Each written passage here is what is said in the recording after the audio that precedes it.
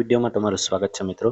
વિદ્યા સહાયક ભરતી ધોરણ 1 થી 5 ફોર્મ ભરવાના ચાલુ છે, ત્યારે ફોર્મ સાથે કયા કયા આધારો જોડીને રિસીવિંગ સેન્ટરમાં જમા કરવાના છે એના વિશે જોઈ લઈએ।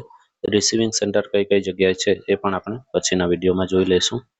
સૌથી પહેલા તો ફોર્મ સાથે જોડવાના આધાર પુરાવા આપણે જોઈ લઈએ। સૌથી પહેલા શાળા છોડ્યાનું પ્રમાણપત્ર, 2 નંબરે જાતિ અંગેનું પ્રમાણપત્ર જો લાગુ પડતું હોય તો, ત્રીજું ઉન્નત વર્ગમાં સમાવેશ થતો નથી તે અંગેનું પ્રમાણપત્ર લાગુ પડતું હોય તો, 4 નંબર આર્થિક રીતે નબળા વર્ગમાં ઉમેદવાર માટે પાત્રતા પ્રમાણપત્ર EWS નું પ્રમાણપત્ર લાગુ પડતું હોય તો, શારીરિક અશક્તતાનું પ્રમાણપત્ર જો લાગુ પડતું હોય તો, માજી સૈનિકનું પ્રમાણપત્ર જો લાગુ પડતું હોય તો, ત્યાર પછી ફરજિયાત માટે છે HSC ની માર્કશીટ, HSC નું ટ્રાયલ સર્ટી બંને જોઈશે, માર્કશીટ અને ટ્રાયલ સર્ટી। ત્યાર પછી ટેટ 1 ની માર્કશીટ, સ્નાતકની માર્કશીટ અને સ્નાતકનું ડિગ્રી પ્રમાણપત્ર।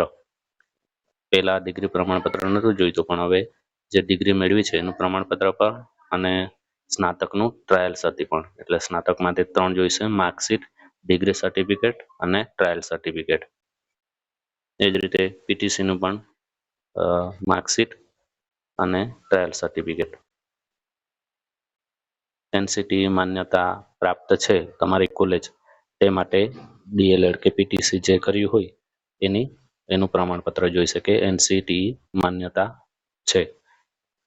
16 નંબર પર છે લાગુ પડતું હોય તો, જિલ્લા નગર શિક્ષણ સમિતિ 1 થી 5 વિદ્યા સહાયક નિમણૂક થઈ હોય તો એનો હુકમ અને NOC ની નકલ જો લાગુ પડતું હોય તો, ત્યાર પછી આ પ્રમાણે નીચે લાગુ પડતા હોય તો એટલા પ્રમાણપત્ર છે। ખાસ નોંધ આપવામાં આવેલી છે, ઉમેદવારોએ હાર્ડ કોપી સાથે ઉપરોક્ત દર્શાવેલ પૈકી લાગુ પડતા આધારો પ્રમાણપત્ર ઉપર પાન નંબર આપી અરજી સાથે ક્રમમાં જોડવાના રહેશે। એટલે દરેક જેટલા પ્રમાણપત્ર આપણને લાગુ પડતા હોય એટલા પ્રમાણપત્રના દરેકના પહેલેથી છેલ્લે સુધી ક્રમ આપવાના છે।